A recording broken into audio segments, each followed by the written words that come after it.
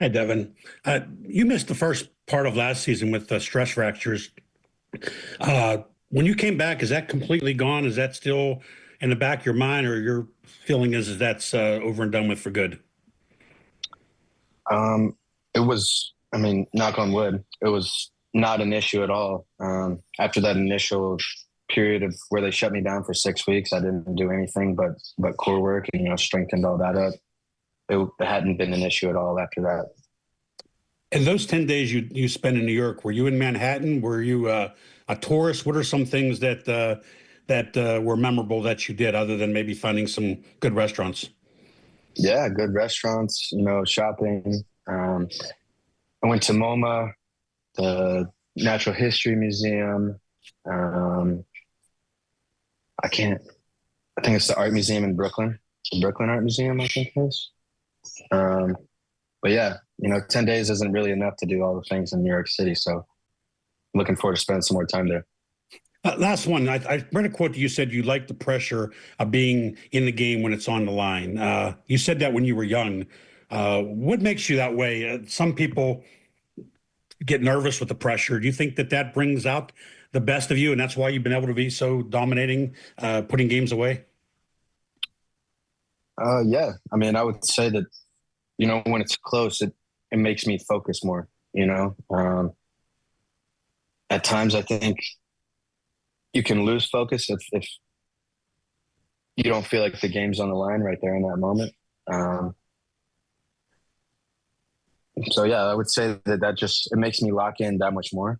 Um, and I'm looking forward to every opportunity. Thank you. Go to Chris Kirschner with The Athletic. Go ahead, Chris.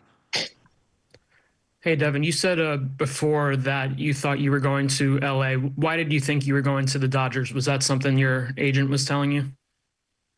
I had seen the rumors, just like everybody else.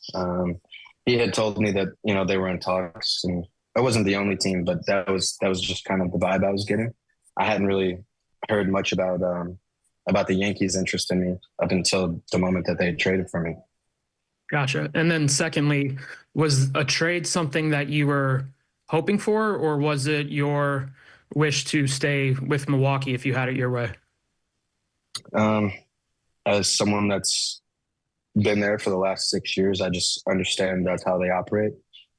It was kind of expected, Um, I don't think it was did I want to stay there or not? I don't really know if that was ever an option for me. They never made that a possibility. So I was pretty sure that I was getting traded this offseason. Take a few more. Brian Hoke, your hand's up again. Hey, Devin, to go back to the thing with Trent Grisham, is that something you guys have ever talked about? What was your reaction when you figured that out? And have you ever thanked him for that advice? No, to be honest, I don't think I've ever told him that, but I'm sure he's heard by now. That's something that people have talked about. But yeah, thanks, Trent. Thanks. Back to Peter Splendorio. Just going back to what you just said about your tenure with the Brewers, I'm interested to know, with you being an impending free agent, is an extension something you'd be interested in, or something you'd be willing to explore? I think if it's right for both sides, that's definitely always an option. Nothing has been discussed up until now, so I can't really comment too much on that. Thank you. I think the last two in queue. Nate, back to you. Devin, just wanted to ask you about, pitching in the postseason, pitching in October. Certainly the goal every season here at the Yankees is to go deep into October, make the World Series. Just kind of how would you, I know you've had a little bit of experience, how would you evaluate how you've done so far in October, and how much are you looking forward to getting the opportunity to pitch here in the postseason with the Yankees?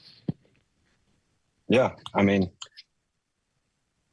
obviously I know that, I haven't had the most success in the postseason so far, but at the same time, it's been 3 innings. So I haven't really had that much opportunity. We're all aware how things turned out this past year. Obviously, I wish things would have turned out differently, but I'll put myself in that situation every time.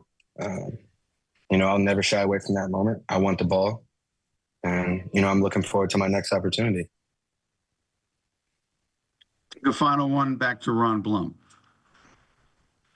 Going back to that, the way the season ended, does that linger with you and you can't wait to get back to the postseason, or because of the nature of relief pitchers and closers, you flush it and it goes away by the next day?